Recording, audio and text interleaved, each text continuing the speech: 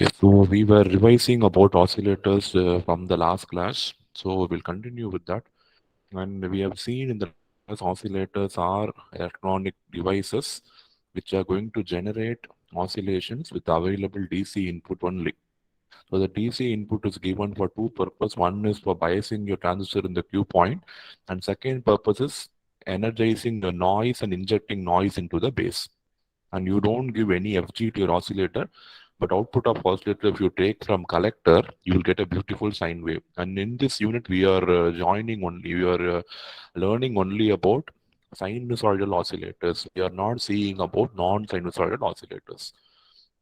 So we have derived the general equation for LC oscillators in the last class, and we have seen one type of LC oscillator called as Hartley oscillator, and we have used that oscillator equation to derive the expression for frequency of oscillation F naught and the gain of the amplifier. So what should be the minimum gain of the amplifier for providing sustained oscillations?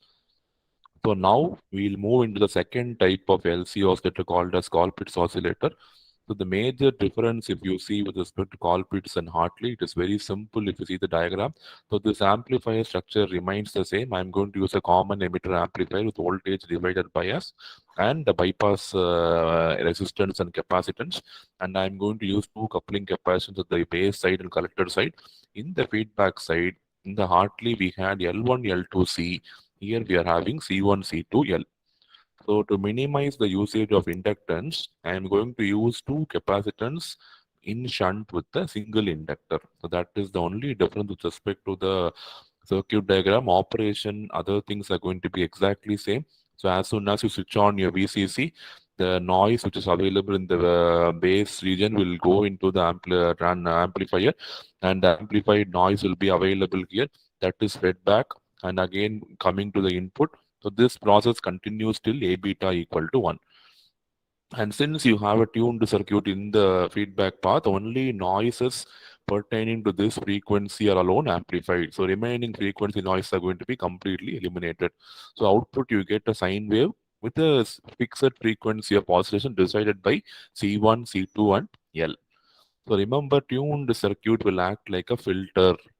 It will allow only one frequency F naught. It will reject all the other frequencies which are outside F naught. So in noise has all frequencies. Okay. So when amplified noise comes out and passes through this feedback network, only the noise pertaining to F naught will enter your base. Same way again. Also, I have filtered all my remaining frequencies. So only F naught will be coming through back and forth, leading to sustained oscillations. So remember that very, very clearly. So wherever you see an LC circuit, think that the circuit is going to work only for one particular frequency. Okay, that frequency is dictated by not by your amplifier. It is dictated by the reactive components, what you add in the feedback path. So that's what, see here, the frequency of oscillation decided by C1, C2L. The gain of the amplifier is also decided by C1, C2 and L. So everything will depend on the feedback path components only. So as I told, when you switch on VCC, you have a noise current which is flowing into the base. So that current is amplified. It will enter the feedback path, get filtered. So only the noise pertaining to F naught will again enter the base. So this process is continuously repetitive. So this continues until A beta equal to 1. The common emitter has a phase shift of 180.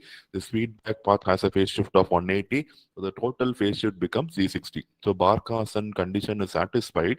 So you get sustained oscillations from your oscillator. Remember, we are not getting exponentially growing oscillations, or we are not getting exponentially decaying oscillations. We are getting this type of sustained oscillations because of this amplifier action. Okay. So initially the oscillations will grow, and once the amplifier starts limiting the output voltage, your oscillations become sustained. So theoretically, A beta equal to 1, but practically we slightly have A beta slightly more than 1 to ensure that the oscillations don't die out.